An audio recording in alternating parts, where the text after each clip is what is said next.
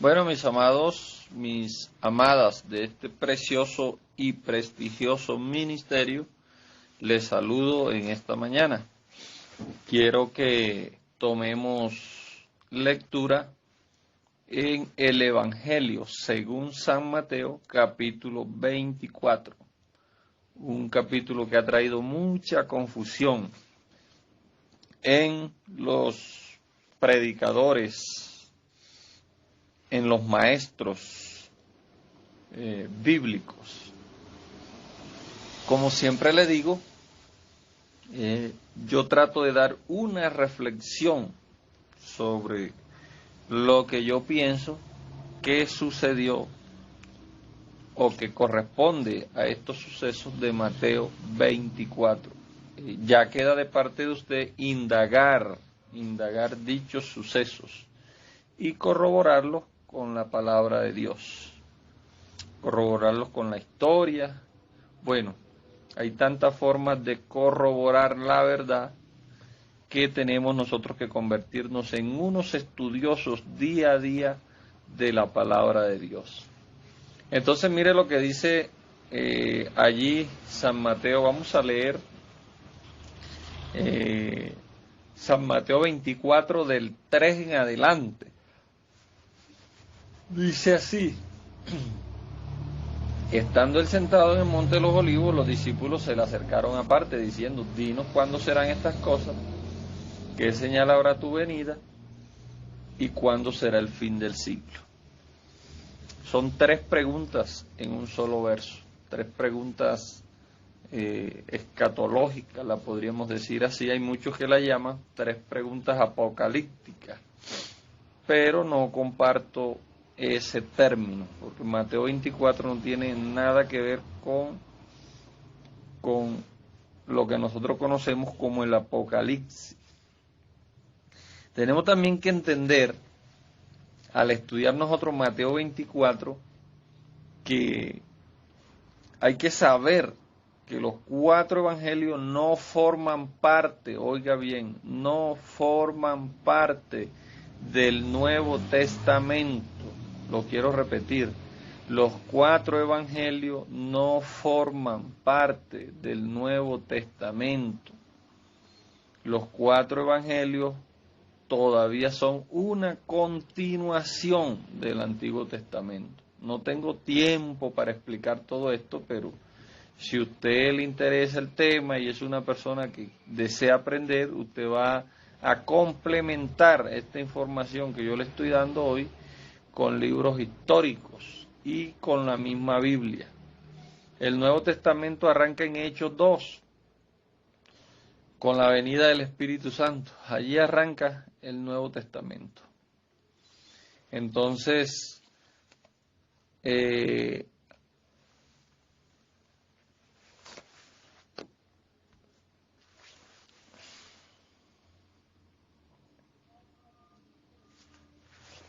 para entender mejor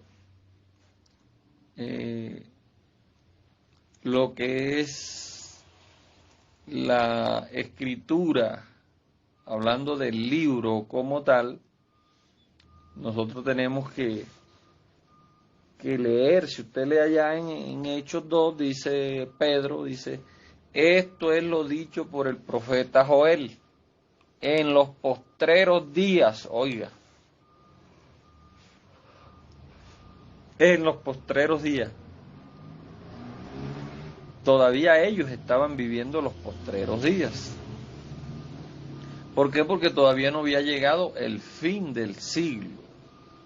Entonces ellos se dieron cuenta que eso era cumplimiento de lo dicho por el profeta Joel, cuando dijo: en los postreros días derramaré de mi espíritu sobre toda carne.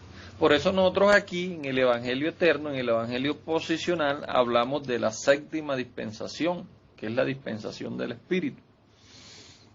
Ya esto el hermano Ángel lo ha explicado varias veces, arrancando desde la primera dispensación que hubo, que fue la dispensación de la inocencia humana. Siempre me gusta decir, no me gusta decir solamente dispensación de la inocencia, no. Porque en el universo no había inocencia, solamente había inocencia en la humanidad. en los seres humanos. Entonces siempre digo dispensación de la inocencia humana, porque ya los ángeles no eran inocentes. Y arrancando de ahí hasta ahora ya vamos en la séptima dispensación. Esta es la dispensación del Espíritu, la dispensación del Espíritu vivificante. Por eso nuestro ministerio se llama así, Ministerio Internacional de la Séptima Dispensación. Entonces, tenemos que entender que todos nosotros, los que creo yo, los que estamos aquí en este ministerio, somos ministros y ministras competentes para nosotros poder entender lo que el Cristo dijo. ¿Por qué? Porque es que en Cristo ya no hay mujer. Eso lo dice el apóstol.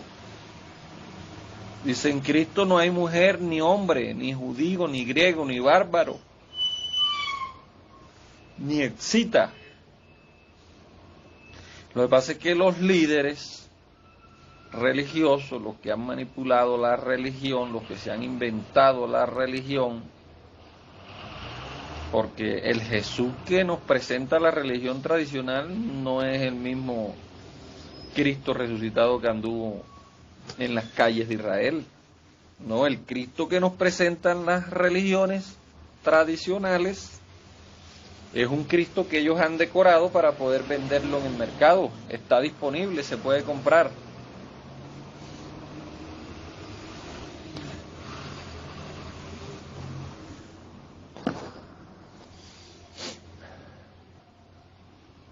Entonces, nosotros tenemos que entender lo que los líderes han hecho con las mujeres. Claro, a ellos no les conviene tener un rival igual o superior a ellos. Entonces han hecho creer a la mujer que ella es insuficiente, que ella es menor que el hombre, que ella es una creación menor, pero no es así. En la restauración de todas las cosas, con el sacrificio de Cristo, la muerte y resurrección, nosotros volvemos a la creación original. Y si usted analiza la creación original, el hombre y la mujer eran iguales. Mire lo que dice Génesis 1:27, dice, vamos desde el 26, dijo Dios, hagamos al hombre a nuestra imagen, conforme a nuestra semejanza, y señoré en los peces del mar, oiga, en las aves del cielo, en las bestias, en todo animal que se arrastra sobre la tierra. Y mire el 27, y creó Dios al hombre a su imagen y semejanza, a imagen de Dios lo creó, varón y hembra, a los dos los creó. Y los bendijo a los dos, y les dijo a los dos, fructificad, multiplicaos a los dos, llenad la tierra y sojuzgadla a los dos, señoread sobre ella a los dos, en los peces del mar, en las aves del cielo, en toda bestia que se mueve sobre la tierra. Entonces Dios le dio autoridad a los dos por igual. Es más, a los dos por igual los llamó Adán. Porque Dios quería que cuando él dijera Adán, los dos voltearan. Por eso dice allá no en el principio no fue así, sino que varón y hembra los hizo. Entonces, bueno, pero no es el tema en esta mañana. Solamente quería introducir esto para dar a entender que nosotros en el ministerio de la dispensación del Espíritu todos somos iguales. Por lo tanto, una mujer puede ser ministra como un hombre también puede ser ministro. Lo que pasa es que, claro, la mayoría de líderes han acaparado la religión y tienen a la mujer sometida, subyugada. Pero vuelvo y repito, en la restauración de todas las cosas, ya todos volvemos a la creación original, ya todos salimos del tiempo y entramos a la eternidad. En la creación original, según Colosenses 1:20, mire lo que dice Colosenses 1:20, dice, por cuanto agradó al Padre que en él habitase toda plenitud, y por medio de él reconciliar consigo todas las cosas, oiga, todas las cosas, mire, hasta las que están en el cielo como las que están en la tierra, haciendo la paz mediante la sangre de su cruz. Entonces ya Dios con su sacrificio en la cruz del Calvario reconcilió las cosas que están en el cielo y las cosas que están en la tierra. Es una reconciliación, es una restauración que Él vino a hacer.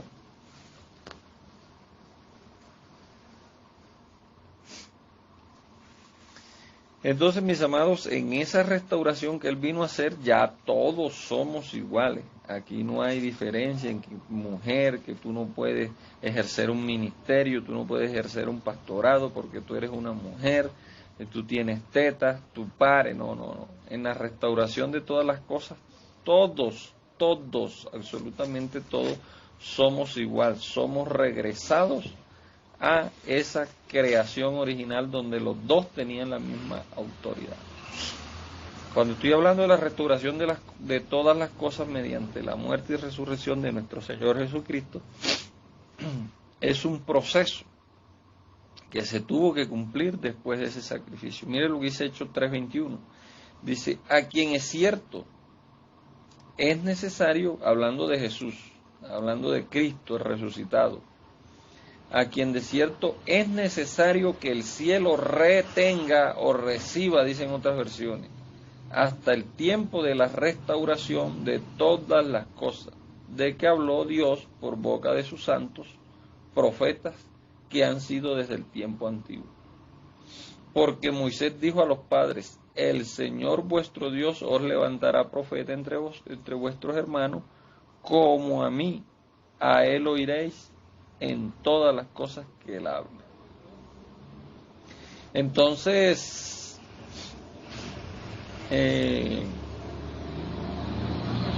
Dios fue, o Cristo en este caso, fue llevado, ascendió a los cielos y allá estuvo hasta el tiempo de la restauración de todas las cosas. ¿Cuándo fueron la restauración de todas las cosas? Cuando se acabó el siglo, el cual los discípulos le estaban preguntando.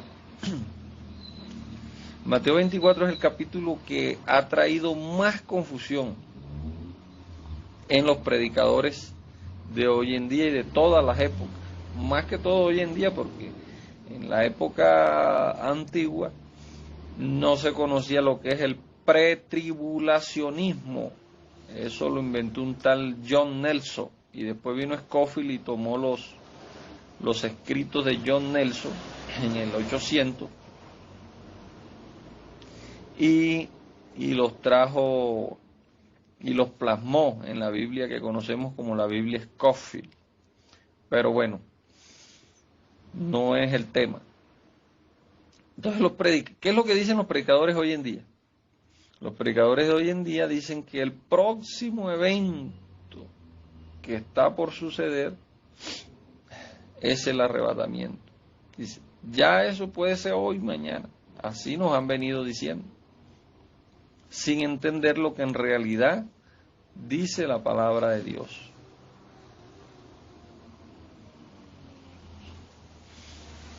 Dice, nosotros seremos arrebatados hoy y mañana, vamos a desaparecer de aquí. ¡Fum! Cualquier momento los carros se van a estrellar, los aviones se van a chocar, bueno, y una cantidad de desastres que tiene, una mente apocalíptica que tiene. Entonces dice que allá estaremos por 7 años en el cielo, mientras aquí se desata la gran tribulación. Y después de 7 años, cuando se lanza la gran tribulación, Él viene, o venimos con Cristo. Cristo viene montado en un caballo blanco, con una espada que sale de su boca y un tatuaje en la pierna que dice Rey de Reyes y Señor. Imagínese usted esa imagen. Entonces nosotros creemos que es verdad que Cristo va a venir montado en un caballo blanco y que de su boca va a salir una espada. Y nos los imaginamos así. Porque nosotros no tenemos la mente judía. Nosotros tenemos una mente apocalíptica, una mente occidental, no tenemos una mente oriental. La mente oriental estaba acostumbrada a que le hablaran y estaba acostumbrada a hablar en un lenguaje simbólico.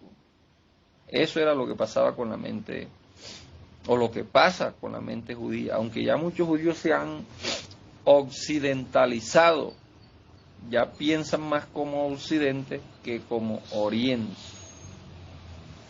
Entonces, para ir entrando al desarrollo del tema, si usted lee el San Mateo 24, para usted entenderlo, tiene que empezar a leer desde el 21 en adelante.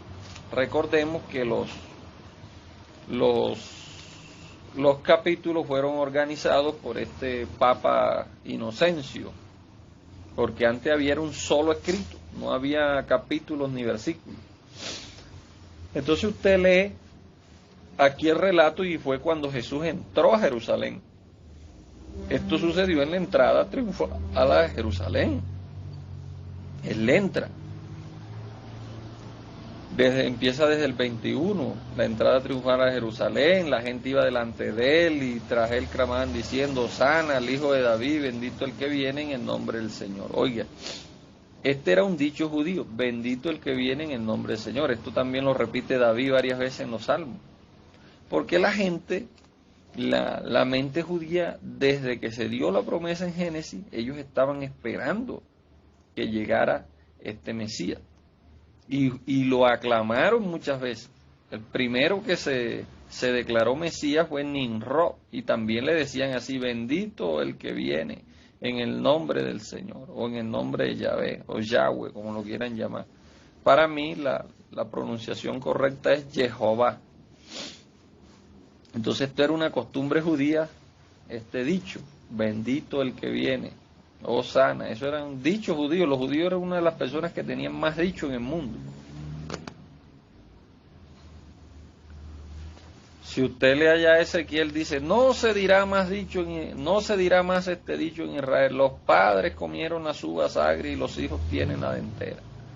Y bueno, y una cantidad de dichos. Usted lee los salmos y proverbios y Eclesiastés y Cantar de los Cantares, y eso es proverbio tras proverbio, dicho tras dicho, letanía tras letanía. Parecía el carnaval de Barranquilla, con tanta letanía. Shema Israel, Adonai Elohim, Adonai Ejai, eso lo tenían que repetir 9 veces en el día. Bueno, y una cantidad de cosas, pegados a la regla, pegados a la letra, pegados al mandamiento de hombre, a los 613 mandamientos que habían en la ley de Moisés. Entonces nosotros leemos que él entra a Jerusalén, luego llega al templo, viene la purificación del templo, ya todos sabemos lo que pasó en el templo. De ahí se le acaba el día, porque todos los días terminan. Y él sale a dormir allá a la casita de Lázaro, una vereda que había ahí cerquita en Betania. Se va a pie, porque eso quedaba cerca. A él le gustaba caminar, así como a mí también me gusta caminar. Y dice el 21:18, dice: por la mañana, volviendo a la ciudad, tuvo hambre. Vea, regresaba de la ciudad y viendo la higuera, bueno, maldijo la higuera, y ahí comienza él con la parábola de los 2 hijos, los labradores malvados. Ya él estaba en Jerusalén, él llegó a Jerusalén a cumplir este cometido y a despedirse. Entonces dice el 21:43: por tanto os digo que el reino de Dios será quitado de vosotros. Mire, ya aquí, como ellos no lo recibieron, ya yo esto lo expliqué la otra vez, Juan dijo: el reino de Dios se ha acercado. Después Juan dijo: después mismo Jesús, dijo: el reino de Dios ha llegado. El mismo Jesús dijo: el reino de Dios está entre vosotros. Y como no lo recibieron, dice: el reino de Dios será quitado de vosotros. Entonces nosotros, cuando oímos el reino de Dios o el reino de los cielos, nos imaginamos un lugar físico, y no es así. El reino de Dios es un estado que vive, un estado que tiene que vivir todo cristiano, tiene que vivir la iglesia del Señor, la amada, tiene que vivir este estado, un estado de reino. Él fue a instalar un reino, Bueno, esto lo vamos a analizar después en otra enseñanza, donde se da a demostrar que la iglesia vive dentro del reino. Bueno, pero esto es otra enseñanza. Entonces ahí comienza él con la parábola de la fiesta de las bodas, la cuestión del tributo, la pregunta sobre la resurrección, el gran mandamiento de quién es hijo del Cristo. Y en el 23 Jesús empieza a acusar a los líderes religiosos de su época, es decir, a los escribas y fariseos.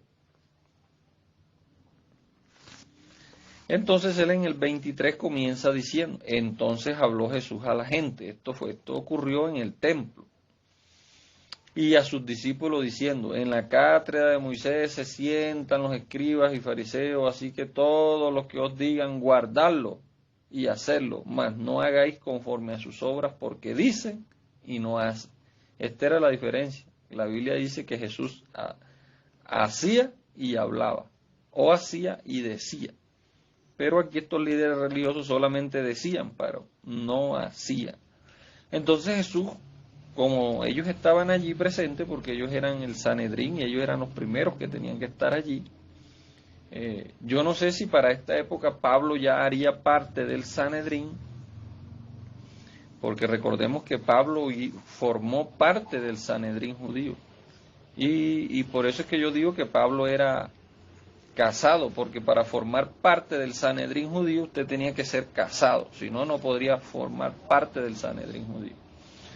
A lo mejor Pablo estaría allí, escuchando, y él comienza a decirle, ay de vosotros, escribas y fariseos, porque hipócritas, porque corren mar y tierra para hacer un prosélito, y una vez hecho, hacéis 2 veces más un hijo del infierno. Y él comienza, ay de vosotros, escribas y fariseos, y ahí comienza la letanía. Dios les hablaba en su lenguaje. Como a ellos les gustaba la letanía esta, como el carnaval de Barranquilla, entonces él les comienza a hablar en su mismo idioma, porque Dios es un Dios que siempre se ha querido acercar al hombre. Dios siempre ha querido estar en el centro del hombre, como decía nuestro ministro Wilmer, que Dios mandó a Moisés que hiciera el tabernáculo, y el tabernáculo estaba en la mitad del campamento. Bueno, entonces Dios usa un lenguaje antropomórfico, es decir, un lenguaje que el antro lo entienda, que el hombre lo entienda. Entonces comienza, a ustedes les gusta la letanía, bueno, ay de vosotros escribas y fariseos, hipócritas, porque decís, si nuestros padres hubieran sido si nosotros hubiéramos vivido en los días de nuestros padres, nosotros no hubiéramos sido cómplices de la sangre de los profetas. Así que dais testimonio contra vosotros mismos diciendo que soy hijo de aquellos que mataron los profetas. Ahí Jesús los empieza a encerrar y les hace una encerrona. Entonces en el 34 dice, he aquí yo os envío profetas y sabios y escribas, y de ellos a unos mataréis, a otros en la sinagoga, perseguiréis en la ciudad, de ciudad en ciudad. Pero eso se tenía que cumplir. ¿Para qué? Mire, aquí mismo 35 lo dice, para que venga sobre vosotros toda la sangre justa de que se ha derramado sobre la tierra, desde la sangre de Abel el justo, oiga, hasta la sangre de Zacarías, hijo de Berequías, a quien matasteis entre el templo y el altar. Bueno, esto de la sangre de Berequías está por allá en Crónicas.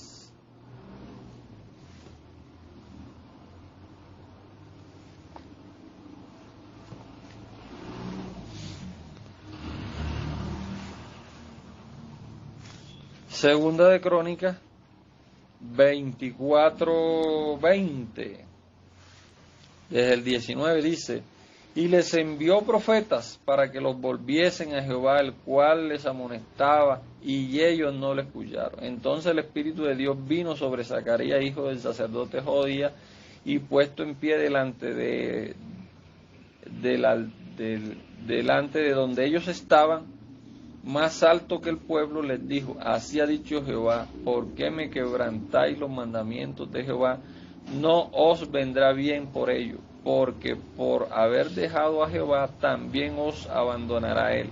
Pero ellos hicieron conspiración contra él, y por mano del rey lo apedrearon hasta matarlo en el patio de la casa de Jehová. Así el rey Joás no se acordó de la misericordia de Joías, padre de Zacarías, quien había hecho con él antes, y mató a su hijo, quien dijo al morir: Jehová lo vea y lo demande. Palabra de profeta. Cuando un profeta da su palabra, hermano, eso hay que temerlo. Entonces, a eso era que se estaba refiriendo el Cristo, Jesús, cuando dijo: para que venga sobre vosotros toda la sangre justa que han derramado desde Abel hasta Zacarías, hijo de Bereguía, quien mataste entre el templo del altar. Y mira el 36, dice, 23:36, de cierto os digo que todo esto vendrá ¿sobre quién? Sobre esta generación.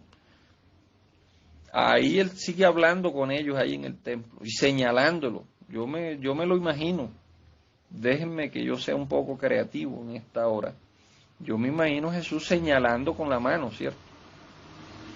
Señalando con la mano o extendiendo el brazo y moviéndolo de lado a lado diciendo: todo esto vendrá sobre esta generación. O sea que el mensaje era para esa generación. Porque los judíos empiezan, y si usted lee ahí San Mateo dice: 14 generación pasaron desde deportación de Babilonia hasta no sé qué, 14 generación pasaron y ahí están las generaciones. Los judíos sabían que una generación terminaba y comenzaba otra, y ellos sabían que una generación duraba era 70 años. O sea, a nosotros nos han metido unos cuentos más raros que la generación son 70 años, pero como para Dios un día es como 1000 años, entonces empiezan a sacar un poco de cuentas raras ahí para tratar de enredarle la mente al ferigrés que no tiene acceso a los estudios. Y muchos, aunque tengan acceso, son perezosos para estudiar.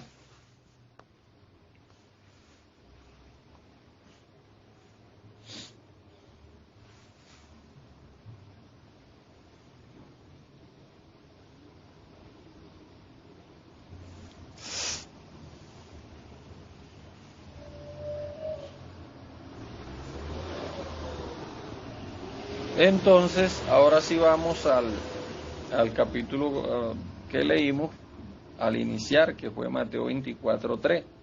Entonces dice el 24, del 1 en adelante, ya Jesús termina esa cátedra ahí, en el templo, porque cuando él estaba en el templo dando la cátedra. Y le dice: de cierto os digo que todo esto vendrá sobre esta generación, señalándolos a todos ellos.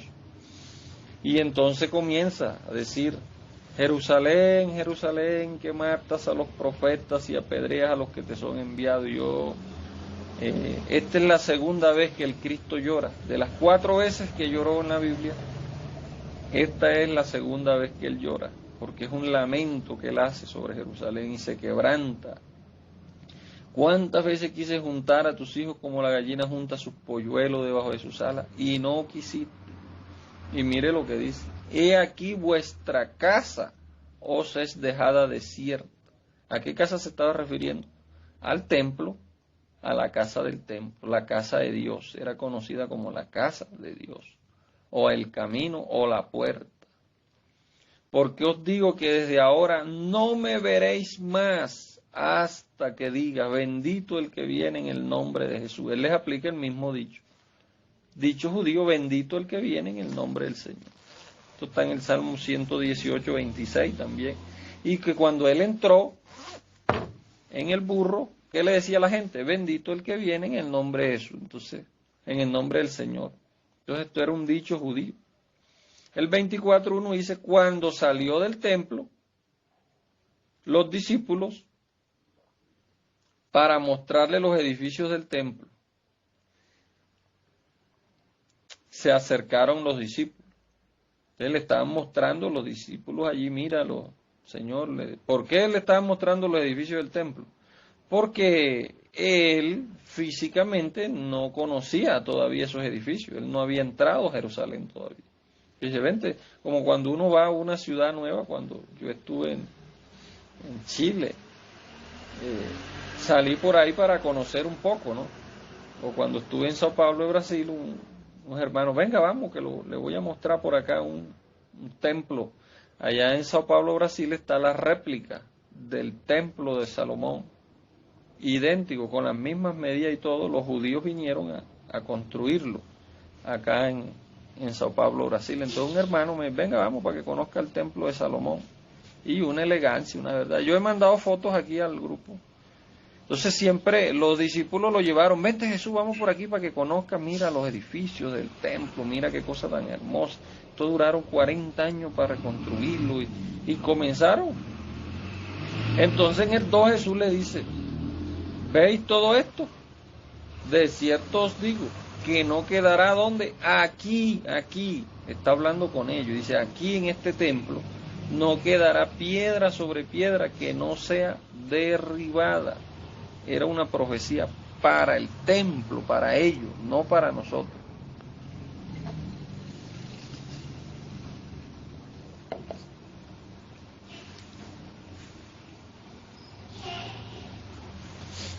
Entonces, ellos se van caminando, como ellos llevaron a Jesús para mostrarle los edificios del templo.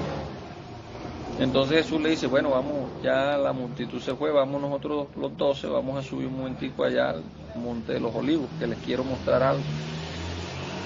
Y estando sentado en el Monte de los Olivos, desde el Monte de los Olivos se ve toda la planicie de Jerusalén. Yo hice un viaje virtual, se puede hacer, usted coloca ahí en internet viaje virtual al Monte de los Olivos y usted va caminando por todo el caminito, por donde sube, y después que está allá arriba tiene una vista de 360 grados. Y se ve desde el Monte de los Olivos todo Jerusalén. Y te muestran las dos perspectivas, la Jerusalén en los tiempos de Jesús y te muestran la Jerusalén actual. Entonces, yo hice ese viaje y verdad, desde Jerusalén, desde el Monte de los Olivos, se ve toda esta perspectiva. Entonces él necesitaba llevarlos a ellos allá arriba para que ellos vieran toda la planicie de la ciudad. Entonces cuando él estaba con ellos allá y ellos contemplaron desde allá arriba toda la ciudad, es como el cerro de Montserrat. Aquí en Bogotá uno sube al cerro Montserrat y ve toda la planicie de Bogotá. O el Cerro de las Cruces en Cali, o hay otro también en Medellín, y así sucesivamente. O el Cristo Redentor allá en Río de Janeiro, también tuve la oportunidad de estar allá, y desde el Cristo Redentor en Río de Janeiro, en el Cerro del Corcovado, se ve toda la superficie, la planicie de Río de Janeiro. Entonces él los pone a contemplar esa hermosura. Entonces, estando sentado él allá con ellos en el Monte de los Olivos, los discípulos se le acercaron. Y es aquí donde vienen las tres preguntas. Le dicen, dinos aquí a nosotros. Aquí ya estamos los 12. Aquí nadie va a soltar el chisme de aquí. Dinos a nosotros cuándo serán estas cosas. ¿Cuáles cosas? Lo que él había comentado en el templo. Esas cosas eran lo que él había comentado en el templo, lo que él dijo, desde ahora no me veréis más, hasta que digas, bendito el que viene en el nombre de Jesús. Entonces, Señor, dinos cuándo serán estas cosas, y qué señal habrá de tu venida. Entonces, ¿por qué? Porque él había dicho, desde ahora no me veréis más, sino hasta que digas, bendito el que viene en el nombre de Jesús. Y del fin del siglo. ¿De cuál siglo? Porque él les había dicho que todo esto iba a ser destruido. Jerusalén, Jerusalén, vuestra casa es dejada desierta. Y de cierto os digo que todo esto vendrá sobre esta generación, toda esa maldición, toda esa catástrofe, toda esa gran tribulación que iba a venir. Entonces los discípulos a eso los inquietó. Dice, bueno, Señor, dinos, ¿cuándo serán estas cosas que tú estabas diciendo allá abajo en el templo? ¿Qué señal habrá de tu venida? Porque tú dijiste que no nos iban a ver más sino hasta que dijera bendito el que viene en el nombre de Jesús. ¿Y qué señal habrá del fin del siglo? ¿Es que ya el fin del siglo va a ocurrir o qué? Nosotros aquí tenemos que entender que la palabra fin del siglo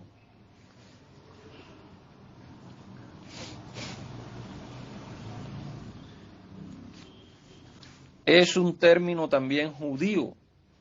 El judío tiene esta mentalidad de dos siglos, del siglo malo y el siglo venidero.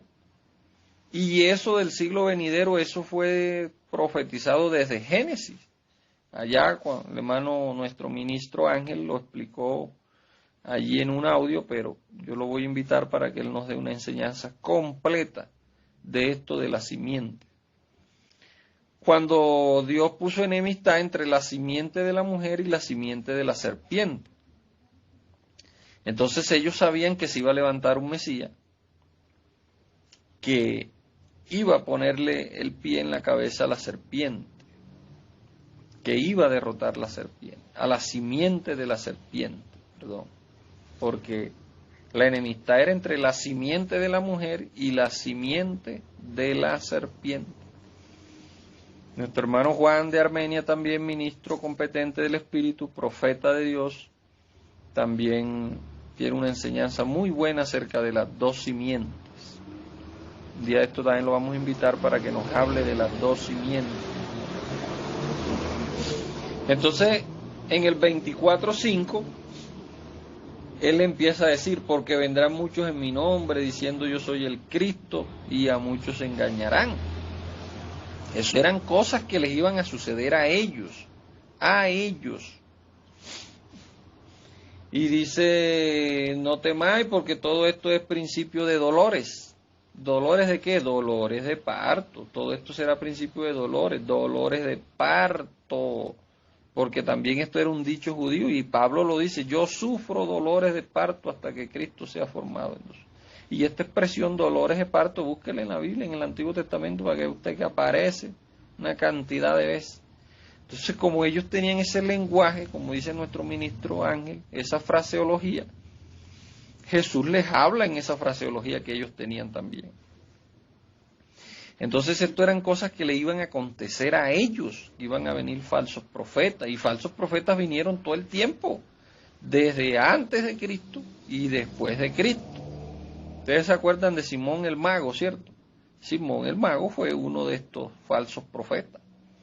Usted puede leerlo allá en los escritos de los padres de la iglesia, de los llamados padres de la iglesia, y 3 de ellos lo mencionan en 3 diferentes casos.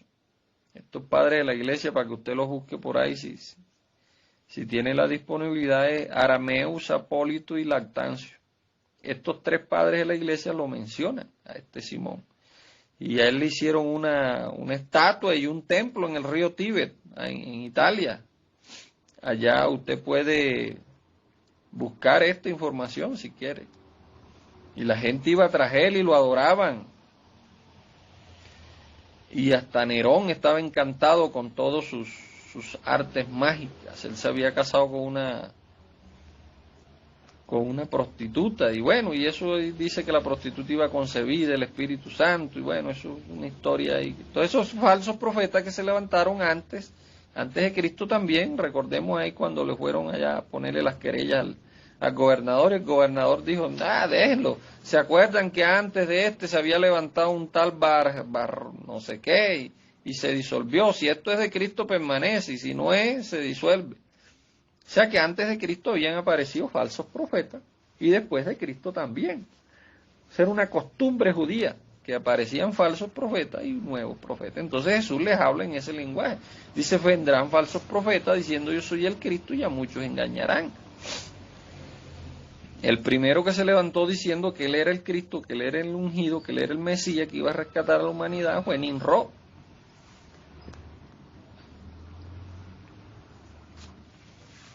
Y así sucesivamente. ¿Por qué? Porque ellos sabían que eso era una promesa que había. Entonces toda mujer que concebía, toda mujer que tenía un bebé en el vientre, deseaba que ese bebé que naciera era el Mesías, que iba a rescatar, que iba a derrotar la simiente de la serpiente. Por eso el afán de las mujeres en parir hijos y parir hijos varones. Por eso el afán de Ana, y Ana lloró amargamente para que Dios le diera un hijo y ella lo dedicó a Jehová. Pues ella pensaba que ese hijo iba a ser el Mesías. Así sucesivamente. Bueno, pero esta es otra enseñanza que es con respecto a Semirámides y Nimrod y todo esto. Entonces han venido falsos profetas todo el tiempo. En Mateo 24:13, mire lo que dice: mas el que persevere hasta el fin, este será salvo. Entonces nos han querido encasquetar ese versículo a nosotros. No, Jesús lo que le está diciendo a ellos, a los apóstoles, dice: el que persevere hasta el fin del siglo, hasta que pase toda esta catástrofe, el que persevere vivo hasta el fin, va a ser salvo. ¿Salvo de qué? Salvo de toda esta destrucción, de toda esta gran tribulación que iba a venir sobre el pueblo. El que persevera hasta el fin. Y por eso Él les comienza diciendo, cuando ve a Jerusalén rodeada de ejércitos, sabe que su destrucción está cerca. Entonces el que esté en Judea, huya para los montes. El que esté en la azotea, no descienda para tomar nada. Bueno, el que persevere hasta el fin de ese siglo, que el fin de este siglo fue en el año 70, el fin de esa generación, como Dios se los había prometido, fue en el año 70. El que perseveró hasta esa generación fue salvo de esa masacre, de esa tribulación, de esa gran tribulación que se vivió. Y aquí la palabra fin del siglo viene del griego ión, que quiere decir época de tiempo. O sea, el fin del siglo era una época de tiempo en que Dios le ponía límite, Dios le ponía un tate quieto a la altivez de dichos gobernantes, como la que le puso allá a este hombre que lo puso a comer hierba, porque Jehová sí no andaba con vueltas, ese sí los ponía a comer hierba y abría la tierra y se los tragaba y hacía que le salieran carne de codornices por las narices. Ese Jehová sí no andaba con vueltas. Jehová no era como Jesús, que Jesús decía: si te pega una mejilla, ponle la otra. No, este Jehová sí les mandaba era candela del cielo y los consumía. Este no andaba con vueltas. Entonces el fin del siglo, ese fin del siglo malo, ese fin de época, de Ión, Dios le puso fin al siglo de Nabucodonosor, al fin de Babilonia, ahí aparecen una cantidad de donde Dios le puso fin a ese siglo de tiempo, de esa época. Mire lo que dice Lucas 21:18, dice: pero ni un cabello de vuestra cabeza perecerá. Oiga, o sea, Dios le estaba diciendo a los apóstoles: mire, escápense, cuando vean a Jerusalén rodeada, escápense, váyanse para el monte, huyan para allá del otro lado de Jordán. Con vuestra paciencia, 19, ganaréis vuestras almas. O sea, si ustedes perseveran hasta el fin, huyan, escápense, traten de llevarse lo poquito que puedan. O sea, si usted está allá, no descienda para tomar la capa, no arranque con lo que tenga en las manos, porque ya la destrucción va a estar cerca cuando vean a Jerusalén rodeada de desierto. Eso es lo que dice la palabra. Eso era lo que Jesús le estaba diciendo a ellos en el 20, San Lucas 21:20. Pero cuando veáis a Jerusalén rodeada de los ejércitos, sabe entonces que su destrucción está cerca, ha llegado. La van a destruir. Entonces los que estén en Judea huyan a los montes, los que en medio de ella váyanse, y los que estén en los campos no vuelvan a entrar a la ciudad, quédense por allá. Claro, porque el ejército romano se iba a ensañar contra la capital, que era Jerusalén.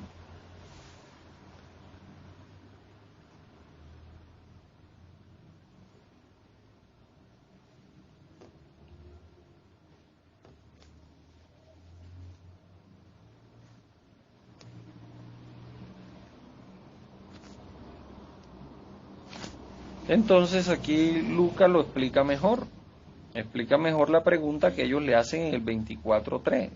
Ustedes van a ser salvos si perseveran hasta el fin de este siglo, que ya falta poco para acabarse.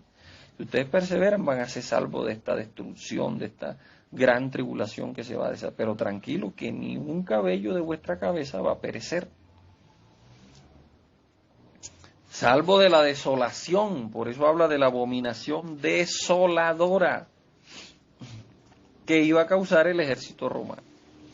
Y si ustedes leen uno de los tantos escritos que ha escrito este historiador del primer siglo, Flavio Josefo. Él dice en el tomo 3 de la Guerra de los Judíos que cuando Nerón tenía la ciudad sitiada,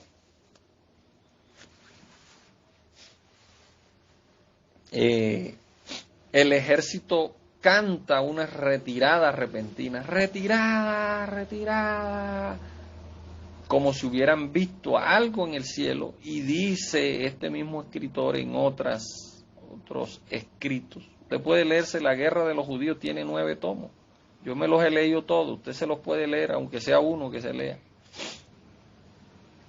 Él dice que se vieron ejércitos en las nubes, ángeles, carros de fuego en las nubes, se vieron, no como los que se ven ahora, que son proyecciones del proyecto HARP, del proyecto Blu-ray, que están emitiendo imágenes de caballos, cuando eso no había esa tecnología. Fueron reales, el ejército de los cielos vino y se hizo ver en las nubes sobre Jerusalén para que el ejército romano hiciera la retirada, porque muchos, recordemos que este sitio fue en la fiesta de Sucot, o sea que ahí había gente de todas partes, judíos de todos lados venían a esa fiesta. Entonces ellos cantan la retirada y huyen hacia las riberas de Jerusalén, a los alrededores de Jerusalén.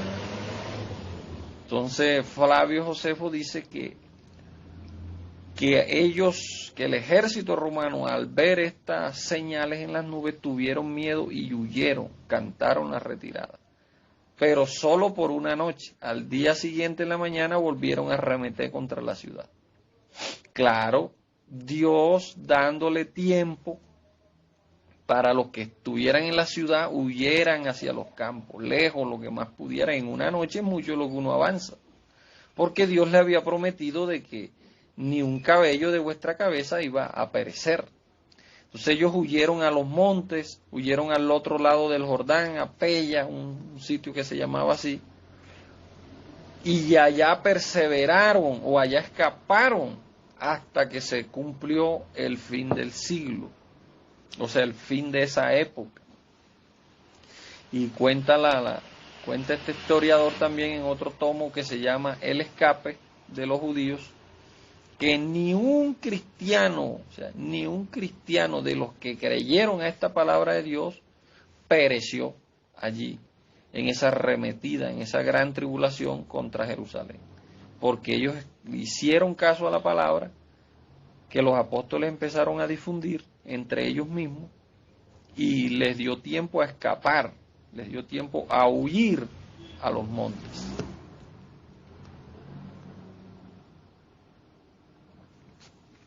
Entonces, les dio tiempo de esperar el fin del siglo para que se cumpliera lo que Jesús le había dicho, que ni un cabello de su cabeza iba a perecer. Entonces, esto era para ellos, es una conversación entre Jesús y sus discípulos. Recordemos que eso se desarrolla en el círculo íntimo allí de ellos. Dios les estaba hablando. Mire, mijo, ustedes pónganse pilas, porque aquí lo que va a venir para esta tierra es candela. No, entonces, mire 24:14 lo que dice. 24:14 dice, y será predicado este evangelio del reino en todo el mundo para testimonio a todas las naciones, y entonces vendrá el fin. ¿El fin del qué? Vuelvo y repito, el fin del ión, el fin de ese siglo, el fin de esa época que se acabó en el año 70. Ahí llegó el fin de esa época. Será predicado el evangelio, este evangelio del reino, no el evangelio de la gracia que se está anunciando, que andan anunciando por ahí, no.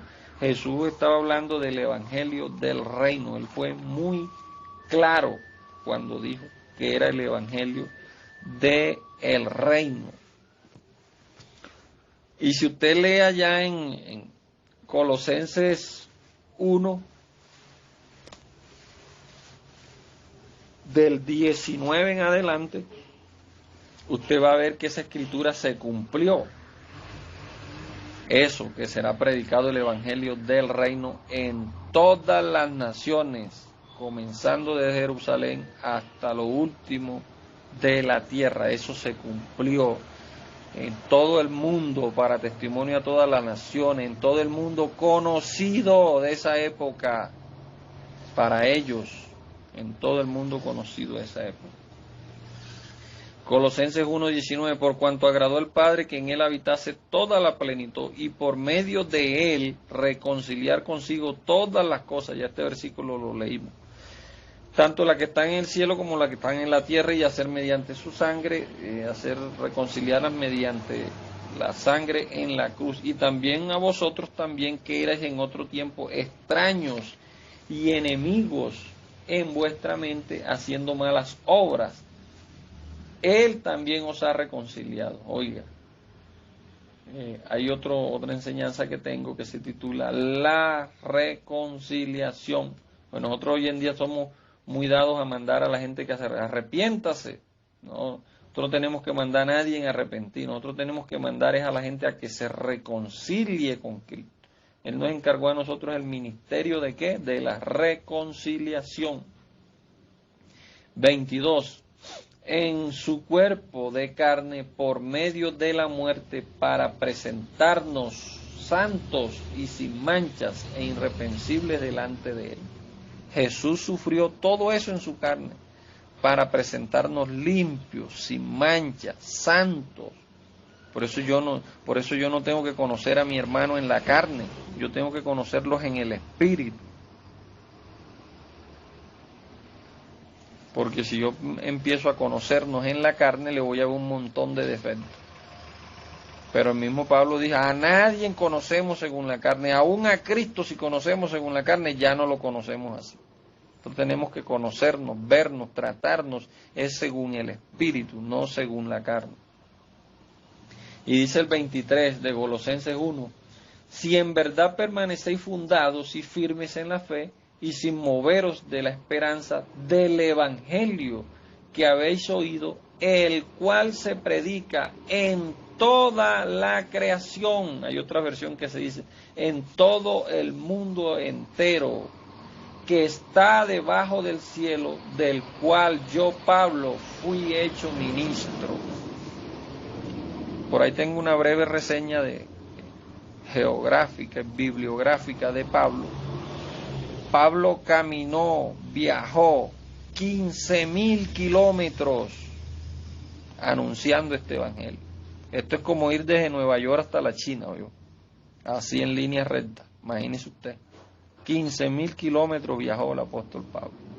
Porque él dijo también que él se dedicó a llevar el evangelio no donde ya hubiera llegado, sino a ningún sitio, al sitio donde nunca hubiera llegado, para que no pusieran a hablar de él.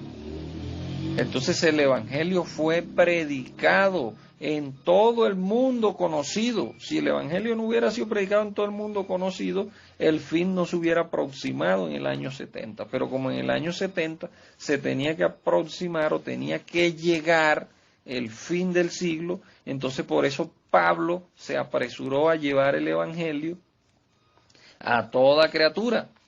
Y esto también no lo recuerda ya en Hechos 1:8, cuando Jesús le dice, pero recibiréis poder cuando haya venido sobre vosotros el Espíritu Santo.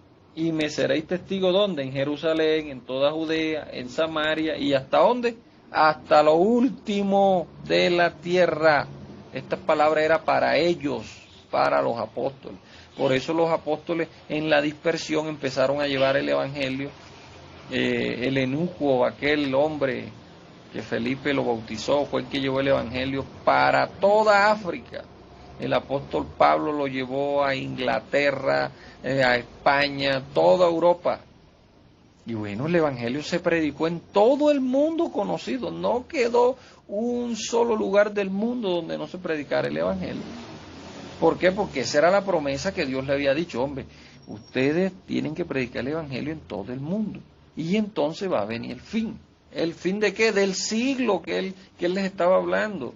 El fin del siglo, el fin de esa época, el fin de ese tiempo, el fin de ese ión. No, nos han metido ese versículo que eso es para nosotros y ya el fin está cerca porque ahora se está predicando el evangelio por radio, televisión, prensa, por todos lados y le meten candela al Amazonas de Brasil para que los indios salgan corriendo y le puedan predicar el evangelio para que no quede nadie sin que escuche el evangelio. ¡Qué ignorancia!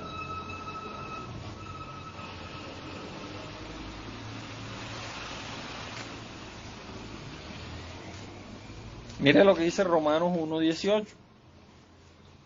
Romanos 1:18 dice, porque la ira de Dios se revela desde el cielo contra toda impiedad e injusticia de los hombres, que detienen con injusticia la verdad. Porque lo que de Dios se conoce les es manifiesto, pues Dios se lo ha manifestado.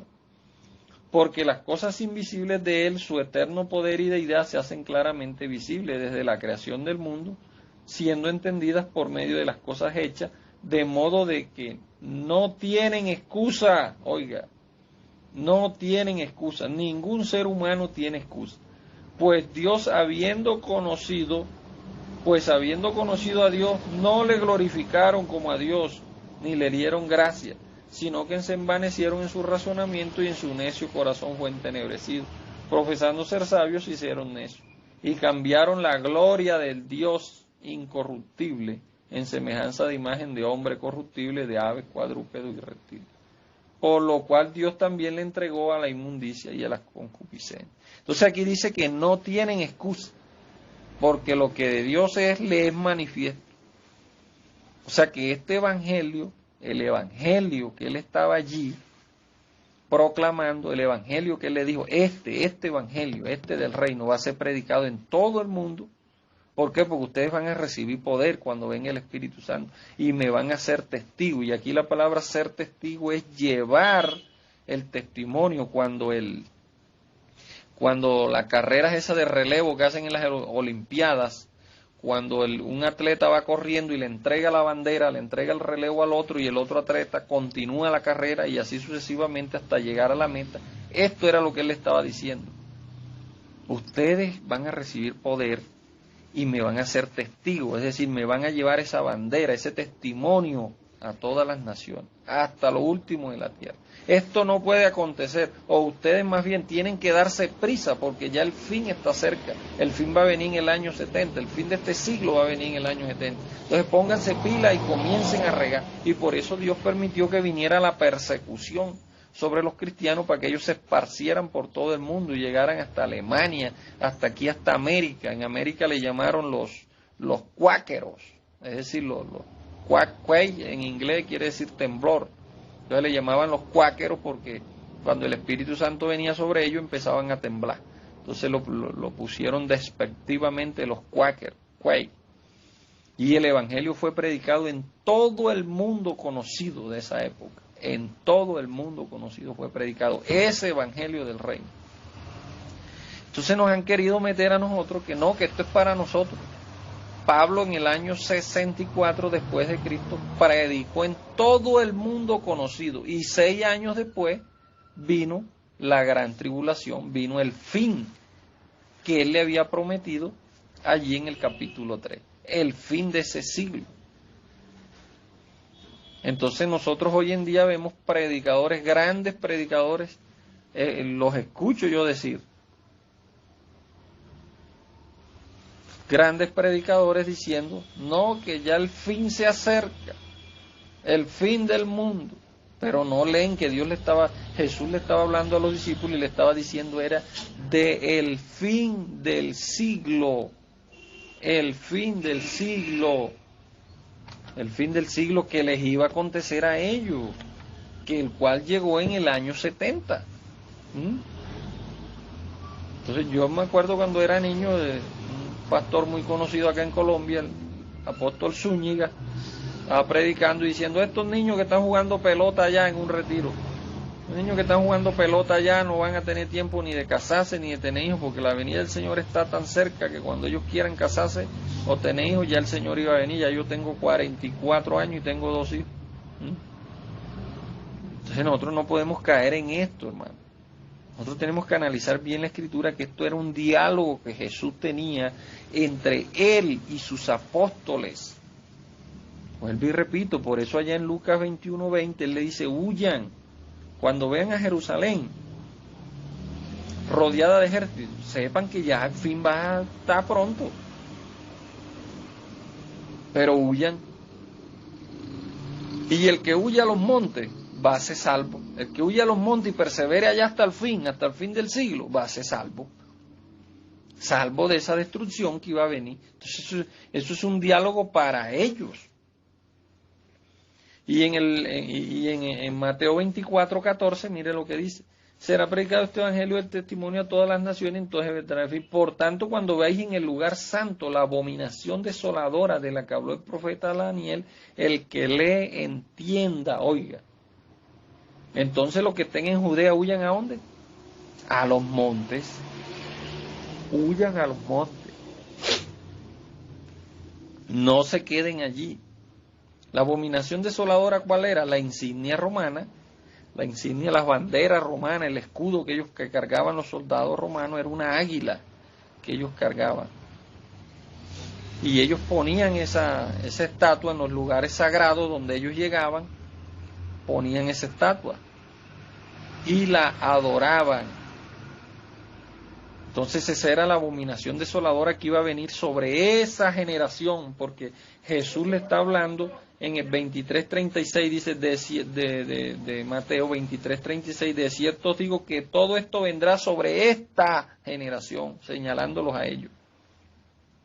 Claro, esta generación no había visto abominación desoladora sobre el templo.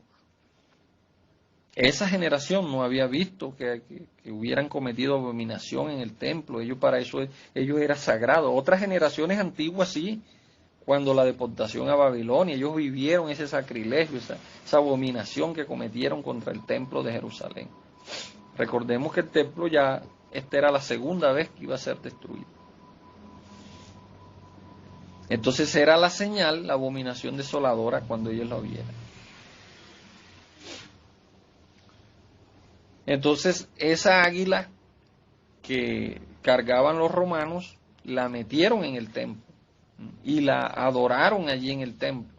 Incluso por ahí hay un historiador llamado Juan Levi que dice que hasta la imagen de Nerón, porque ya Nerón cuando esto ocurrió ya Nerón había muerto, la adoraron allí en el templo también.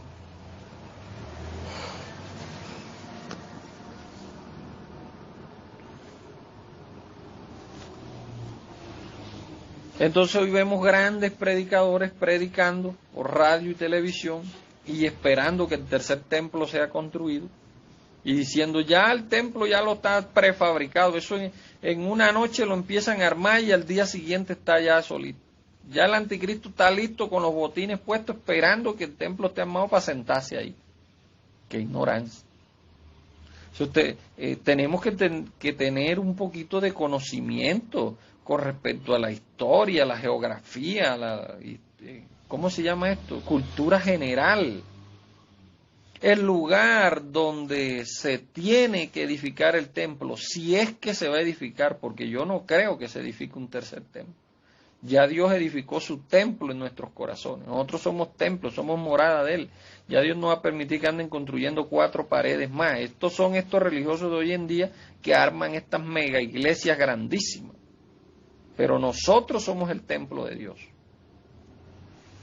Entonces escuchamos por radio y televisión que ya el tercer templo está casi listo, que ya lo empezaron a armar.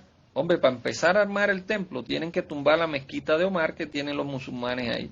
Y que nos permita Dios que tumben esa mezquita para que vea usted que se levanta todo el mundo musulmán, que es mayor, la religión más grande del mundo es la musulmana.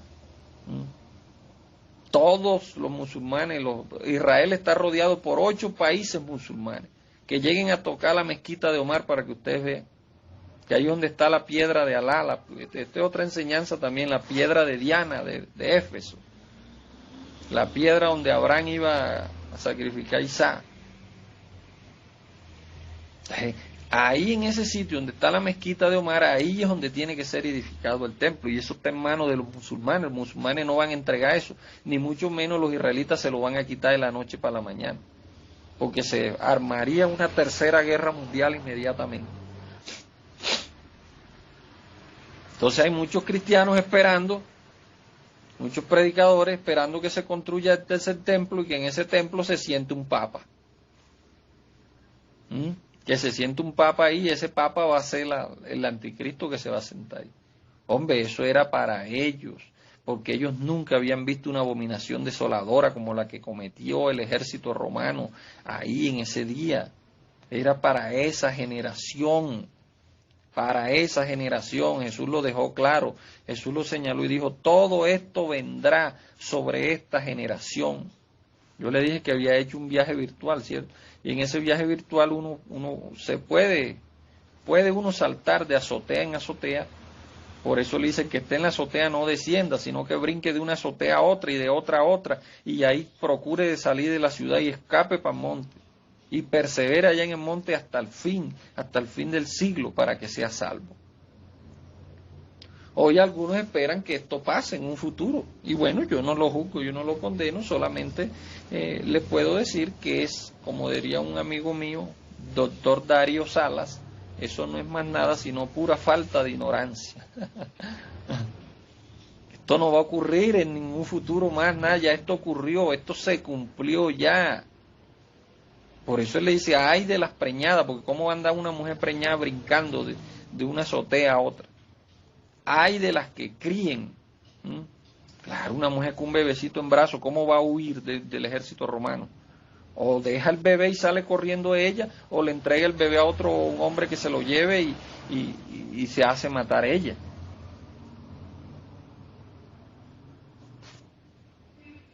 También dice, huí o procurad pues que vuestra huida no sea en día de reposo. Imagínense, ellos estaban tan atados que en el día de reposo no podían recorrer más de 1 kilómetro. Entonces si esa arremetida llegaba en un día de reposo, ellos nada más podían correr 1 kilómetro y ahí se tenían que quedar y se tenían que dejar matar, porque estaban apegados a la letra de Moisés. Esto era para ellos, esto no es para nosotros. A nosotros que nos interesa que sea día de reposo o no sea día de reposo.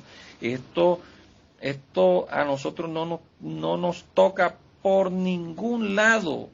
Dice, procurad que vuestra huida no sea en invierno. ¿Por qué en invierno? Claro, con esa nieve y con ese barrial que se formaba, ¿cómo va a estar huyendo uno? Se los agarran. Aquí no está hablando de un rapto, aquí no está hablando de una gran tribulación que va a venir en un tiempo futuro, no. Aquí él le estaba hablando de esa tribulación, de esa gran tribulación que le iba a llegar a ellos. Ahí él le está respondiendo las 3 preguntas, las 3 preguntas que le dijeron, las 3 preguntas que le preguntaron. ¿Cuándo serán estas cosas? ¿Qué señal habrá de tu venida? ¿Y cuándo va a ser el fin del siglo? Es ahí lo que está respondiéndole esas 3 preguntas. ¿Cuándo serán estas cosas? Bueno, cuando vean a Jerusalén rodeada de ejércitos. ¿Qué señal habrá de tu venida? Bueno, la señal que habrá de mi venida es cuando yo venga. Y aquí la palabra venida viene del griego parousia. Parousia, que quiere decir estar presente o hacer presencia. Claro que Dios hizo presencia.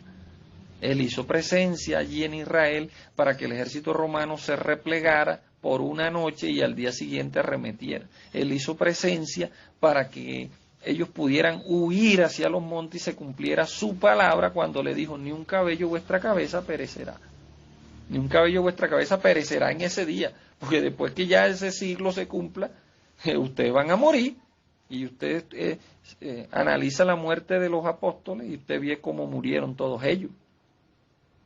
Pero ya murieron fuera de ese siglo.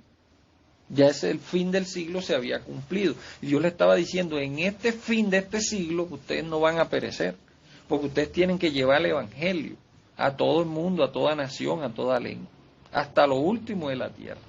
Entonces huyan a los montes y perseveren hasta el fin allá y serán salvos. Él le está respondiendo, vendrán falsos cristos, ya yo lo dije antes Antes de Cristo vinieron muchos y después de Cristo vinieron muchos falsos cristos diciendo yo soy el Cristo. Apocalipsis 7:14, yo le dije, Señor, tú lo sabes, y él me dijo, estos son los que han salido de la gran tribulación y han lavado sus ropas y las han emblanquecido en la sangre del Cordero. Esas son las almas. Recordemos que el Apocalipsis es una narrativa de cosas que sucedieron, que habían sucedido ya, cosas que estaban sucediendo y cosas que iban a suceder.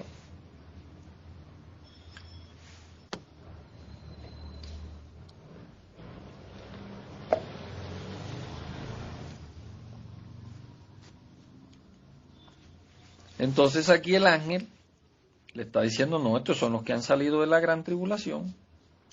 Claro, porque muchos no creyeron. Los que le creyeron a la palabra de Jesús fueron los que escaparon a los montes. Fueron los que escaparon a los montes los que le creyeron.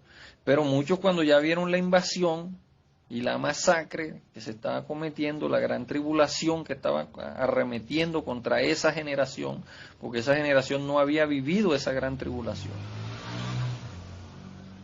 Muchos clamaron al Señor, así como el ladrón de la cruz, Señor, acuérdate, ahora me acuerdo de lo que tú decías, de lo que tú predicabas, y se arrepintieron y lograron lavar sus vestiduras, sus obras, con la sangre del Cordero.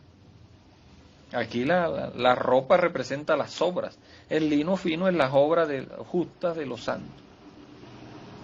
Hicieron obras justas, salvaron a algún judío, salvaron a algún creyente, hicieron obras justas y fueron lavados por sus obras, fueron vestidos de ropas emblanquecidas por medio de la sangre del Cordero y salieron esas almas de la gran tribulación. Por eso el apóstol las ve allá abajo del altar. Entonces, la tribulación que se desplegó, la persecución que Nerón, antes de morir, desplegó sobre toda Judea y los persiguió por 3 años y medio para que se cumpliera la palabra de Dios, que la bestia los iba a perseguir por 3 años y medio. Eso fue una persecución desde febrero del 67 hasta agosto del año 70, que ya Nerón había muerto. Entonces esa era la bestia que los iba a perseguir a ellos. Esa era la bestia. Nerón era un homosexual, no hacía caso del amor de las mujeres, mató a su madre, porque él no gustaba de las mujeres. No hacía caso del amor de las mujeres, ni al Dios de sus padres temía. Nerón agarraba a los cristianos, los embarrutaba de brea de petróleo, todas las noches agarraba 20, 30 de los, porque ahí hubo 1 millón de muertos y 900.000 cautivos. Entonces esos 900.000 cautivos, ¿sabe qué hacía él? Para iluminar el jardín de él en las noches, los amarraba, los clavaba en una estaca, en una cruz, y alrededor del jardín 9, 10, 20, 30 cristianos los clavaba en una cruz embarrutados de cera y les metía candela. Y con eso iluminaba el jardín de él en las noches, el jardín de su palacio. Nosotros tenemos que estudiar un poquito, y vamos a ir a la palabra Nerón en hebreo.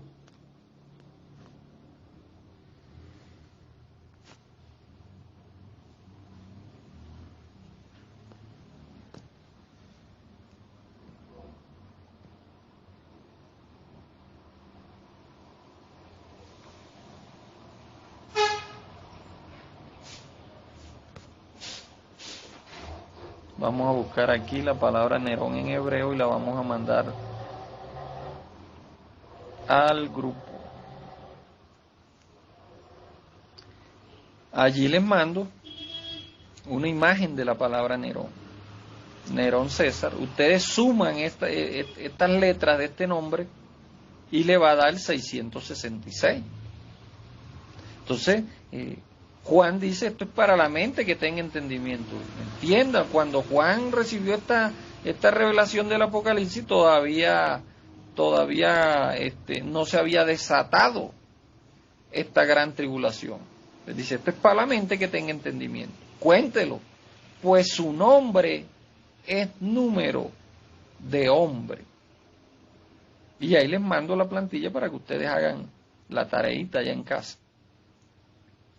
Entonces, el nombre de Nerón en hebreo, si usted lo suma en número romano, le va a dar 666. Esta era una de las bestias del Apocalipsis 13 que iba a perseguir a los santos.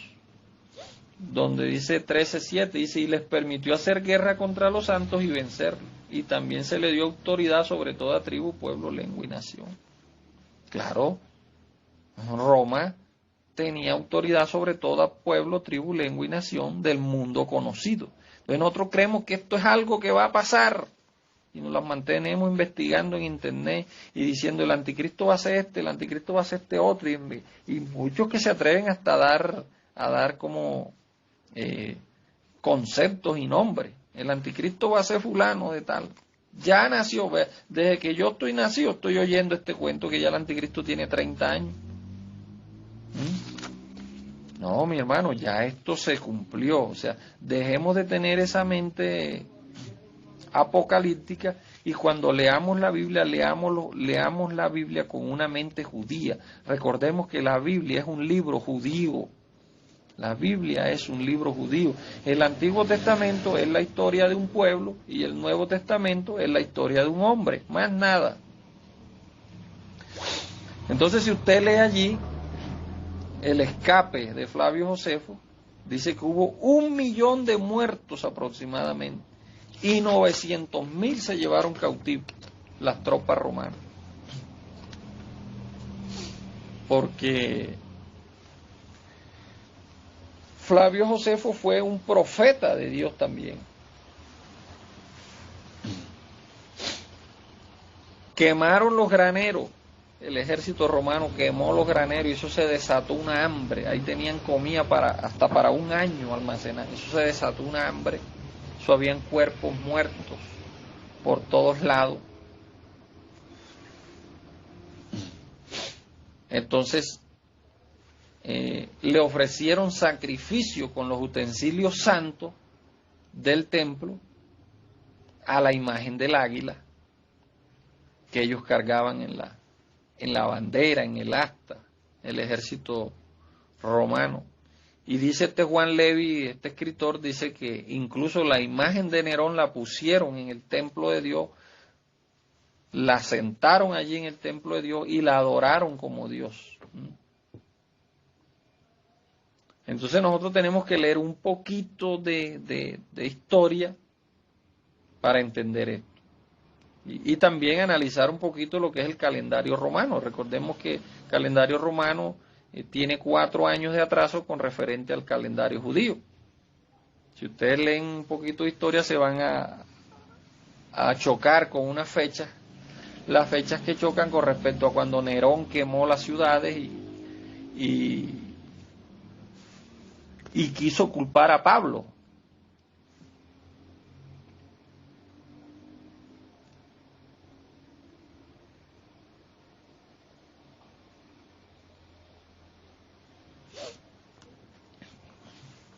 Él quemó las ciudades y se quemaron los calendarios, todo, y tuvieron que hacer otro calendario. No, vamos a arrancar de nuevo. Hicieron otro calendario de nuevo, pero ya el tiempo había corrido aproximadamente unos 4 años.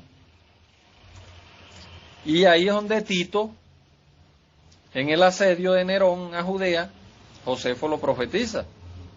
Josefo dice, tú no vas a poder cumplir tu cometido. El que va a cumplir con esa profecía o con ese acometido va a ser Vespasiano. Vespasiano, cuando eso era un ejército, un general del ejército. Porque cuando matan a Nerón, viene una sucesión de poderes en Roma y en un solo año hubieron 4. En un solo año hubieron 4 gobernantes en Roma. Claro, eso estaba sucediendo allá en Roma y acá en Judea, en Jerusalén, esto estaba rodeado de ejércitos, los generales, todos arremetiendo. Después que murió Nerón, el primero que agarró fue Galba, después de Galba agarró Otón, después Vitelio. Entonces Vespasiano, que estaba al frente de las tropas, él dice, no, yo voy a ir allá a Roma a ver qué es lo que pasa allá entonces. Porque nos traen noticias de que allá lo que hay es un desorden. En un año van a cambiar 3 veces de emperador. Entonces Vespasiano va y como él es el general del ejército romano, toma el poder él. Dice, ahora yo soy el emperador. Y nombra a su hijo Tito como general del ejército. Y Tito es el que acomete la recta final que comenzó Nerón, la termina Tito. Recordemos que las revueltas judías empiezan en el año 60, 62 más o menos después de Cristo, comienzan a ver las primeras revueltas judías. Usted lee allí en los escritos de Flavio Josefo de la primera, segunda y tercera revuelta judía y usted se va más o menos a orientar. Entonces, Tito, general del ejército ya nombrado por su padre Vespasiano, ya en el poder en Roma, es el que hace la última arremetida contra Jerusalén, quema los graneros y eso había una hambre terrible, la gente se moría del hambre. Por allá creo que en Lamentaciones también había una profecía de esa donde dice, más fueron los muertos por el hambre que los muertos por la espada. Y cuenta Juan Levis, en uno de sus escritos que un soldado romano iba caminando y le pegó un olor a carne quemada y se acercó y era una madre que estaba asando a su propio bebecito y claro, el soldado hambriento le dijo, dame de esa carne, y le dio de esa carne. Entonces, eso fue desastroso. Usted se imagina una madre tener que asar a su propio hijo para poder sobrevivir. Pero es que no había otra opción. No había otra opción. Igualito el hijo te lo iban a matar el ejército. Entonces mejor te lo comías tú y alcanzabas a sobrevivir unos días más y alcanzabas a correr, a tratar de escapar de allí, de esos lados, porque no escaparon junto con los cristianos primitivos.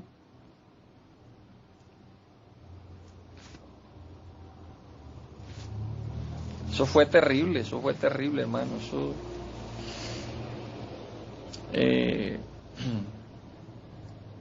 dice este historiador que habían unos que se tragaban un pedacito de oro, un pedacito de plata, y para huir. Y por allá después cuando lo defecaban, ese pedacito de oro lo vendían por allá o lo cambiaban por alimento para los otros lados donde ellos iban huyendo. Pero los soldados como que se dieron cuenta, o alguien lo sapió, usted sabe que todo se sabe. Entonces los soldados, el que encontraban huyendo, le abrían el estómago para ver si llevaba oro o plata en el vientre. Imagínese usted. Entonces allí en esa arremetida se cumplió la palabra que Jesús le había dicho. No me veréis más hasta que digas bendito el que viene en el nombre de Jesús.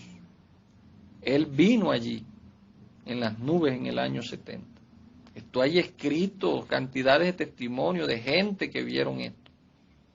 Pasa que esto no había salido a la luz porque no había medios de comunicaciones, pero con todos los escritos que han encontrado y todos los escritos que hay hoy en día, usted lo puede averiguar por los medios. La información hoy está accesible para el que quiera. Podríamos decir que Él vino, sí. Digamos que Él vino, porque Él había prometido que iba a venir en una presencia, como le digo yo. La palabra venida viene del griego parusía, que quiere decir arribo o presencia, hacer sentir su presencia, porque Él en realidad Él nunca se fue. Él siempre ha estado con nosotros, siempre ha estado presente. Entonces Él cumplió esa parusía allí en el año 70 cuando el ejército tuvo que replegarse para que los demás cristianos huyeran al monte y se cumpliera la palabra que Él le había dicho, no perecerá ni un cabello de vuestra cabeza. Él siempre ha estado presente. Él fue bien claro, él dijo, después de la destrucción, después de la tribulación, oiga, tenía que venir una tribulación. Y después que se predique el Evangelio, vendrá el fin. En el 24-28 de San Mateo. Porque donde quiera que estuviera el cuerpo muerto, allí se juntarán las águilas. ¿Cuál era el cuerpo muerto? Israel. ¿Y cuál eran las águilas? La insignia del ejército romano, que era una águila. La bandera que ellos cargaban tenía una águila pintada. Donde quiera que estuviera el cuerpo muerto, o sea, donde quiera que estuviera un israelita, allí se juntarían las águilas, allí llegaría el ejército romano.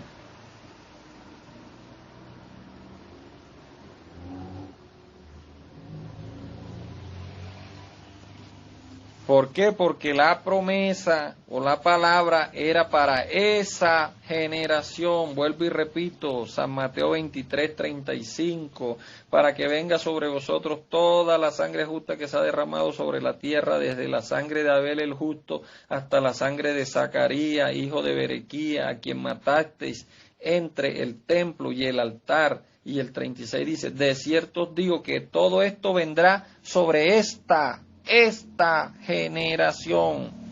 Eso era para ellos, mis amados. Eso era para ellos. Eso no era para nosotros.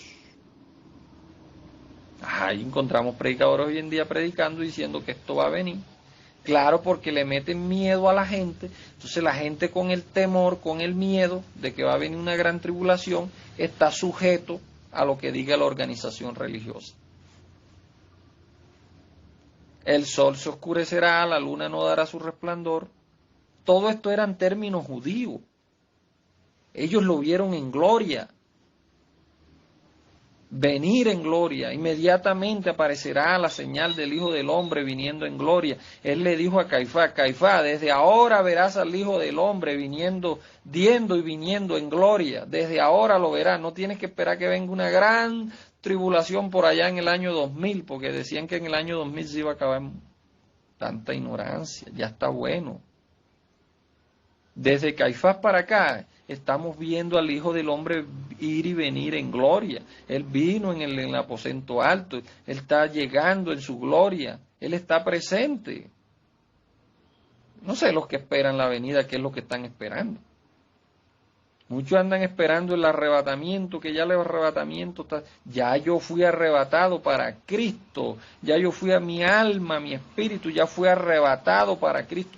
Yo fui arrebatado del siglo malo al siglo venidero. Ya yo estoy en el siglo venidero.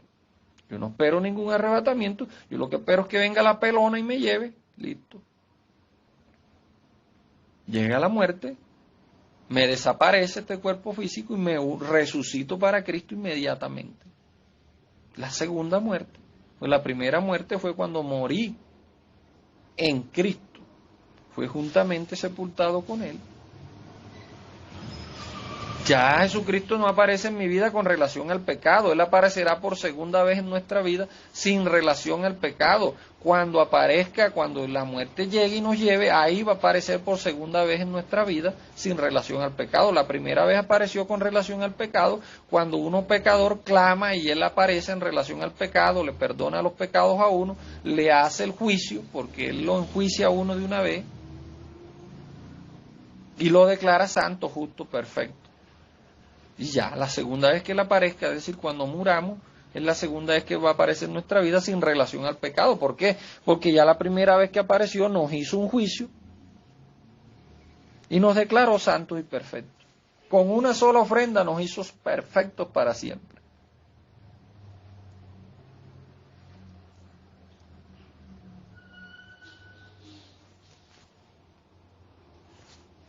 El reino de Dios no vendrá con advertencia. En el aposento alto, ¿cierto? Él vino Entonces dice, los cielos serán conmovidos, la potencia de los cielos serán conmovidos, la tierra, las estrellas caerán del cielo a la tierra. Imagínese usted una estrella cayendo sobre la tierra, qué ignorancia. Todas las estrellas, mire, el sol es una estrella, y es una estrella de quinta categoría, imagínese usted, y hay estrellas de primera categoría, la Betelgeuse. 1.500.000 veces más grande que el Sol. Y el Sol creo que es 1.500.000 veces más grande que la Tierra. Todas las estrellas son más grandes que la Tierra, por lo tanto, una estrella no puede caer sobre la Tierra físicamente, no puede.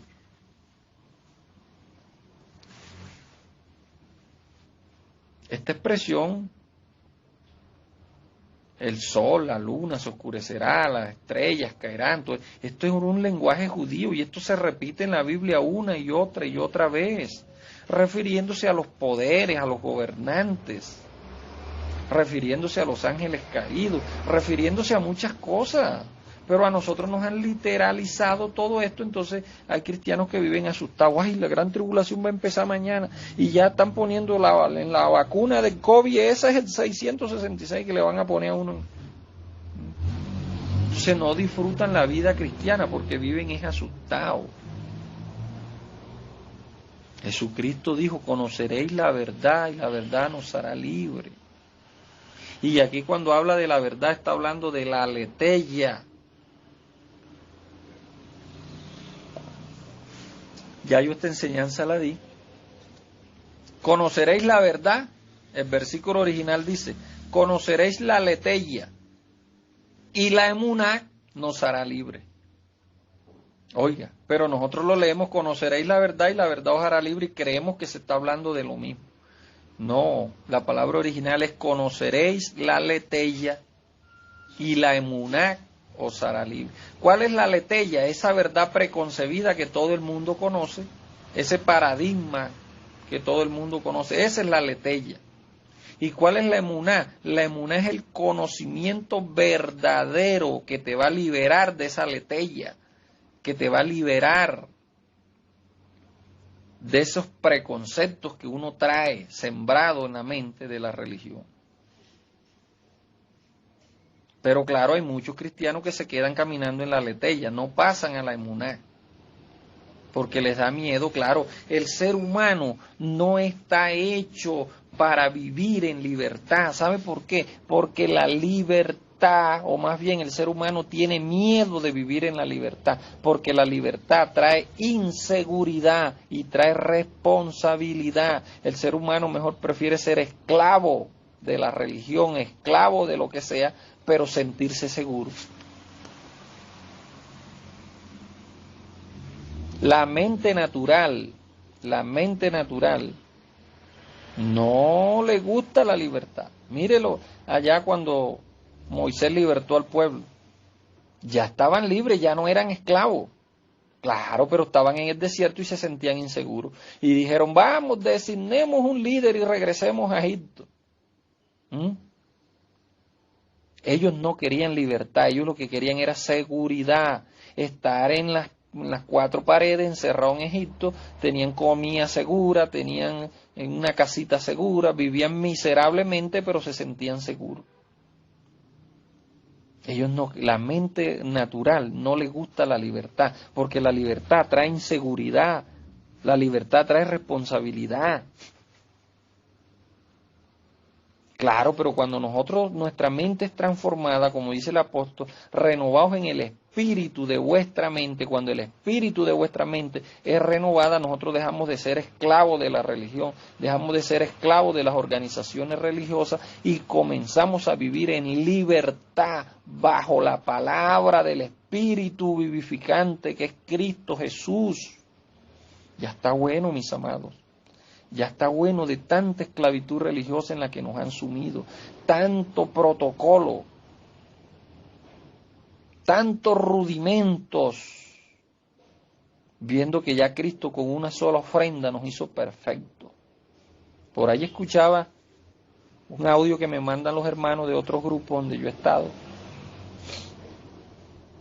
Entonces le ponen una cantidad de rudimentos a la persona. No, primero te tienes que arrepentir. Después te tienes que bautizar. Bueno, si no eres casado, te tienes que casar primero. Tienes que llevar un papel que diga acta de matrimonio. Después te bautizas. Después de bautizar, te tienen que hacer la ceremonia pastoral, porque si no te da la bendición el pastor, tu matrimonio va a ser maldito. No vas a recibir la bendición. Oye, como si estuviéramos en Mateo 28. Como si estuviéramos en Deuteronomio 28. No, mi hermano, salgamos de tanta ignorancia. Él con una sola ofrenda nos hizo perfectos una vez y para siempre. Claro, tú me ves en la carne, tú me ves con un montón de defectos. Pero si me ves con la mente de Cristo, me ves en Cristo, como dice Colosenses, a fin de presentar a todo hombre perfecto en Cristo. Claro, tú me vas a ver perfecto en Cristo. Entonces ya es hora de que salgamos de tanta basura religiosa que nos han metido en la mente. Leamos la palabra por nosotros mismos, pidámosle al Espíritu que nos revele. La Biblia dice, si alguno tiene falta de sabiduría, pídale a Dios, el cual da abundantemente y sin reproche. Nosotros tenemos una mente apocalíptica, el judío no tiene una mente apocalíptica. Ellos hablaban en un lenguaje simbólico, ellos decían, Dios cabalga sobre las nubes, y ellos entendían todo esto, y con sus narices sopla sobre el viento. Ellos entendían todo este lenguaje que le habló Dios en Apocalipsis a Juan, ellos entendían todo esto, pero nosotros lo tomamos literal y decimos, miércoles, Dios va a venir montado en un caballo blanco y con un tatuaje en el muslo. Y una espada que sale de su boca y creemos que literalmente va a venir así.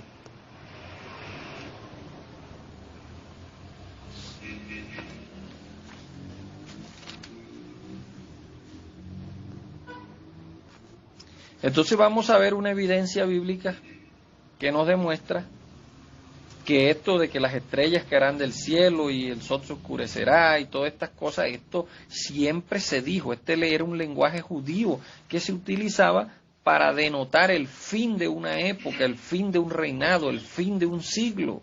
Entonces Dios utiliza este lenguaje para definir o para hacer notar cómo iba a ser el fin del siglo ese, del siglo que acabó en el año 70. Isaías 13:9, mire lo que dice. Vamos a empezar desde el 6. Dice, aullá pues, porque aquí Dios le está hablando a Babilonia. Dios le está hablando aquí a Babilonia. Así como le estaba hablando a Judea, que le iba a venir un fin del siglo, él aquí le está hablando a Babilonia. Le dice, aullá pues, porque sé que está el día de Jehová. Mire, el día de Jehová era conocido, en toda la Biblia, es conocido como el día en que Jehová ponía, o el día en que Jehová hacía juicio a una nación, o a un pueblo, o a una persona. El día de Jehová vendrá con asolamiento, acuérdese de la abominación desoladora, y asolamiento quiere decir lo mismo, del Todopoderoso. Por tanto, toda mano se debilitará y desfallecerá todo corazón de hombre, y se llenarán de terror, angustia, dolores, se apoderarán de ellos, tendrán dolores como mujer de parto, y escucha ya la expresión en San Mateo, esto será principio de dolores. ¿Dolores de qué? Dolores de parto. Se asombrará cada cual al mirar a su compañero, sus rostros como de llama. Claro, por la candela que iba a ver.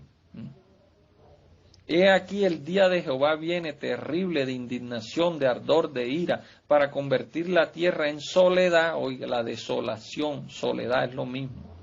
Raerá de ella todos los pecadores, por lo cual las estrellas de los cielos y sus luceros no darán su luz, y el sol se oscurecerá al nacer, y la luna no dará su resplandor, y castigaré al mundo por su maldad, y a los impíos por su iniquidad, y haré que cese la arrogancia de los soberbios, y abatiré la altivez de los fuertes.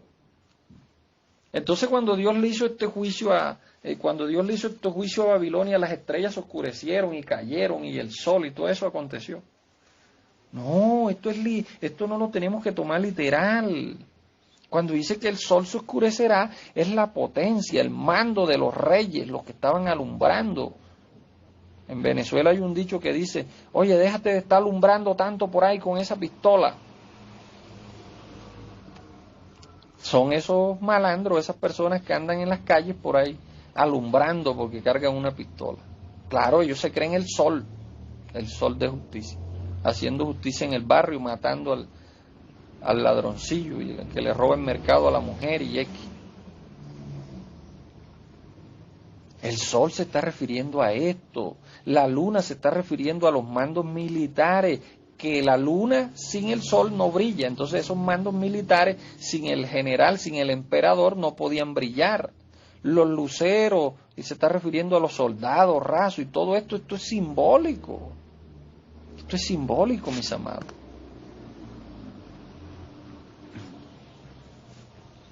Entonces ahí está, en Babilonia, dolores de parto, y la luna caerá y todo esto, y bueno, y hay el día del Señor. Hay una cantidad de escritos que hablan de esto, mi amado. Lo que pasa es que esto no nos lo enseñan en la iglesia.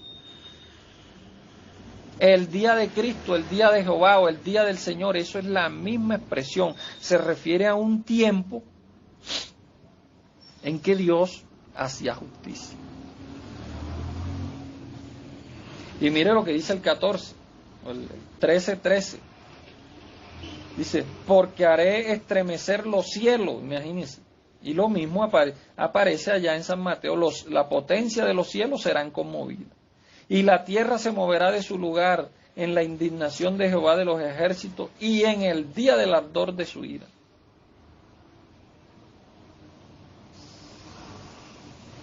Dice, y como gacela perseguida y como oveja sin pastor, cada cual mirará hacia su pueblo y cada uno huirá de su tierra. ¿Qué fue lo que Jesucristo le dijo? Huyan de aquí de Jerusalén, huyan cuando vean esto, escapen a los montes. Lo mismo que está diciéndole acá a los babilonios. Cualquiera que sea hallado será alanceado, traspasado con espada, y cualquiera que por ello sea tomado caerá a espada. Es lo mismo que se cumple, estarán dos mujeres moliendo en un molino, la una será tomada y la otra será dejada. Entonces nosotros creemos, mire, ahí está el arrebatamiento. Hombre, hermano, por favor, ya es hora de que salgamos de tanta ignorancia. Ya es hora. Esto era un lenguaje simbólico que se utilizaba, un lenguaje judío. Ellos estaban acostumbrados a este lenguaje. Isaías 34:8, aquí le está hablando a Idumea, a los idumeos. Mire lo que dice en el 34:8.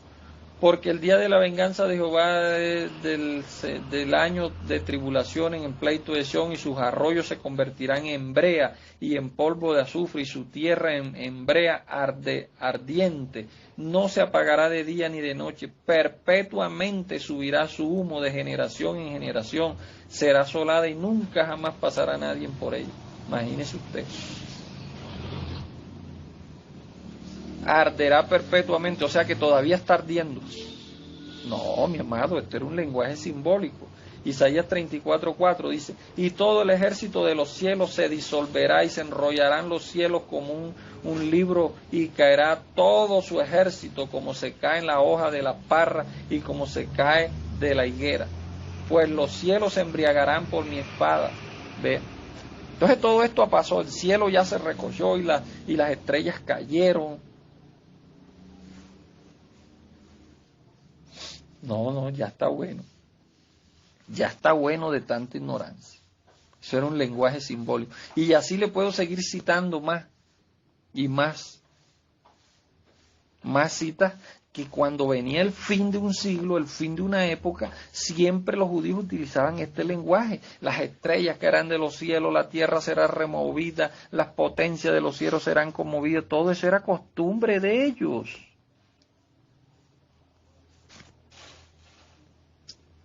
Vámonos un poquito más adelante, Ezequiel 32:7.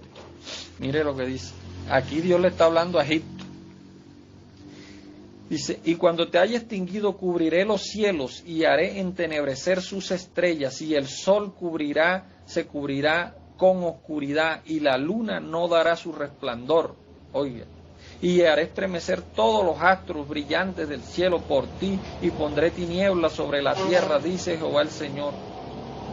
Entonces cuando Dios le hizo juicio al faraón, todo eso aconteció, las estrellas se cayeron y todo eso. Y les podría seguir nombrando más ejemplos de estos pasajes. Pero ya voy bastante extendido. Ya llevo 1 hora y 40 minutos y todavía falta, hermano. Falta mucho más de esto que decir, pero vamos a tratar de resumir aquí un poco. No voy a desarrollar todo el tema completamente. Entonces el día del Señor se iba a cumplir sobre Judea para que se cumpliera lo que había pasado allá en Ezequiel, en Segunda de Crónica, cuando aquel profeta que lo mataron y dijo, Jehová lo demandará de su mano. Ese día en Judea fue el día del Señor, se cumplió. Vino ese día del Señor, vino a hacer juicio, Él vino a hacer juicio a Judea. Hay testimonios que vieron imágenes en el cielo, carrozas de caballo en las nubes.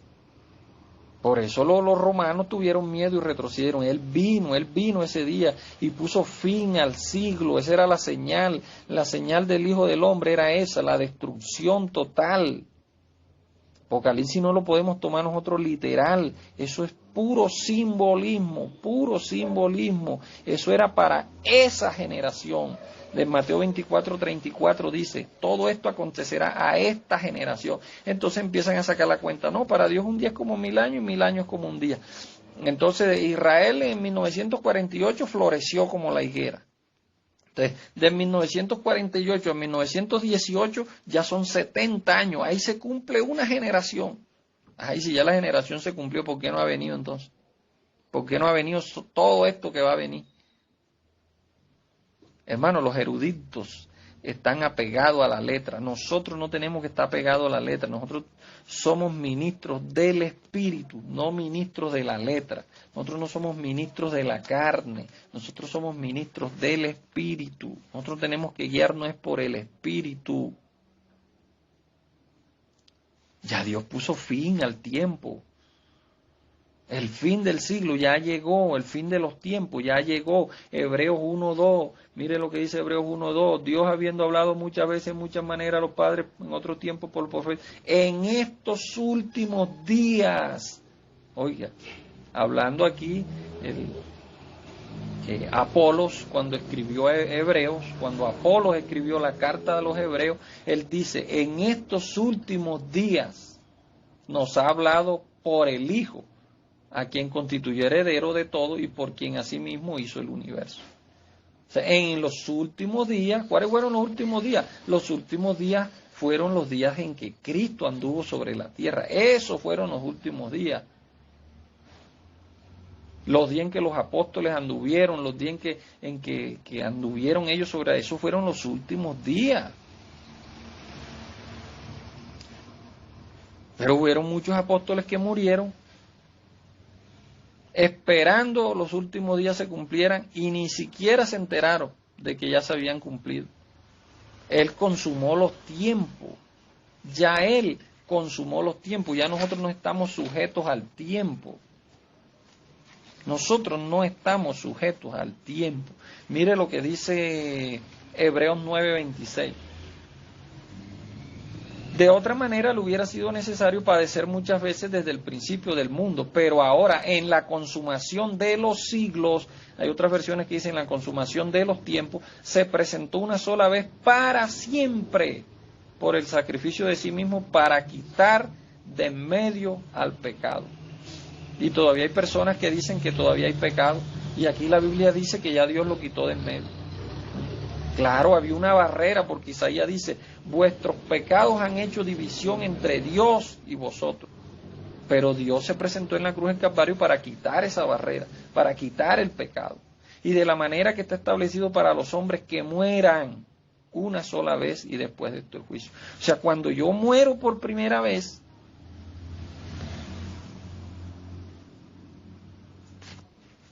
cuando yo muero, es cuando Cristo aparece en mi vida con relación al pecado.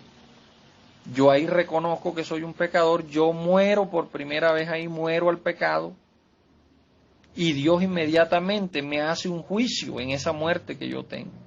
¿Y para qué es el juicio? Para declarar a la persona culpable o inocente. Y Dios me declara inocente, me declara santo, me declara justo, me declara perfecto. Cuando yo muero al pecado, soy sepultado juntamente con Cristo en el bautismo. ¿En cuál bautismo? No en el bautismo de agua, en el bautismo de la muerte de Cristo. Soy sumergido con Él allá espiritualmente en esa muerte y resucito con Él. Y soy sentado en lugares celestiales junto con Él. Claro, pero muchos creen que esto se está refiriendo aquí a una muerte física. Así también Cristo fue ofrecido una sola vez para llevar el pecado de muchos y aparecerá por segunda vez sin relación al pecado para salvar a los que le esperan.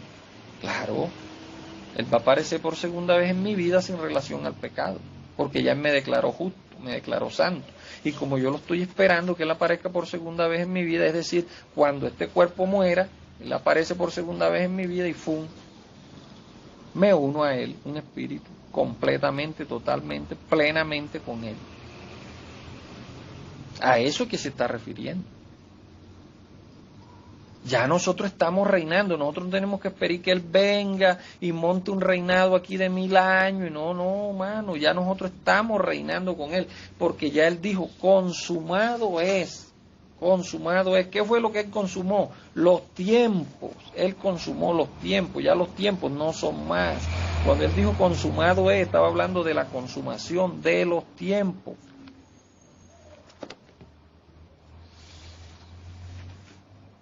Vámonos a Daniel 9:27, mire lo que dice. Por otra semana confirmará el pacto con muchos y a la mitad de la semana hará cesar el sacrificio y la ofrenda y después de la muchedumbre de las abominaciones, y esto aconteció en el templo de Israel, no vendrá el desolador hasta que venga la consumación otra vez. ¿Consumación de qué? Del tiempo, la consumación del tiempo. Y lo que está determinado se derrame sobre el desolador, o sea, la abominación desoladora, de la que habló el profeta Daniel. Y allá dice, cuando veas en el templo la abominación desoladora de la que habló el profeta Daniel, huyan. ¿Cuál fue la abominación desoladora? Ya yo lo expliqué. La insignia del águila del ejército romano. Esa era la abominación desoladora que pusieron en el templo y la adoraron allí.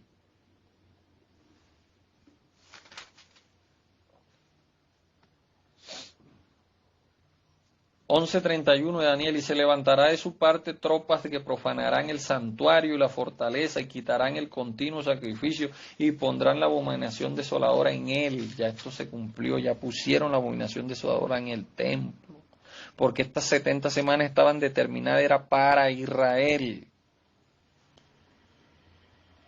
Esto es largo, pero no me quiero extender tanto. Quiero hablar un poquito sobre la consumación de los tiempos. Ya nosotros estamos viviendo en la eternidad. Ya para nosotros no hay tiempo, vuelvo y repito. Ya nosotros estamos unidos a Cristo. El que está unido a Cristo, un espíritu es con Él. Y Cristo no lo maneja el tiempo. Cristo está en la eternidad, en un eterno presente.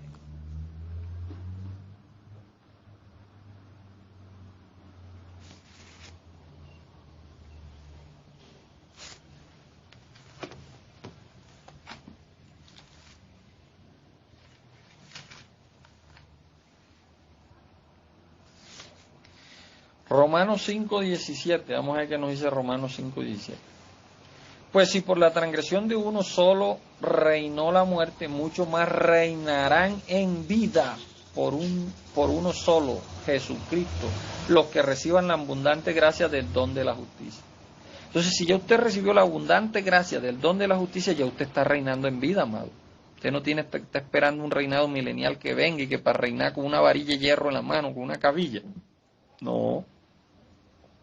Olvidémonos de eso, vamos a reinar en vida, vamos a disfrutar. Ya Dios instaló su reino aquí, ya nosotros estamos reinando con Él. Dios fundó una iglesia para que reinara en su reino.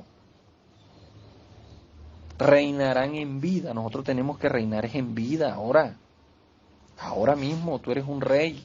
Nos constituyó reyes y sacerdotes. Reinemos en vida y disfrutemos de todas estas bendiciones que Dios nos ha dado en su reino. Anunciemos este evangelio eterno, el evangelio del reino que dice Apocalipsis. Quiero finalizar aquí, dejar esta reflexión porque ha sido bastante larga, aunque queda mucho material todavía. queda hablar del milenio, queda hablar de los últimos días, bueno, una cantidad de material. Pero vamos a dejar hasta aquí, mis amados, y espero sus aportes, sus preguntas, sus comentarios con respecto al tema. Así que, mis amados, bueno, la paz de nuestro amado Salvador, Cristo el resucitado, esté con todos vosotros.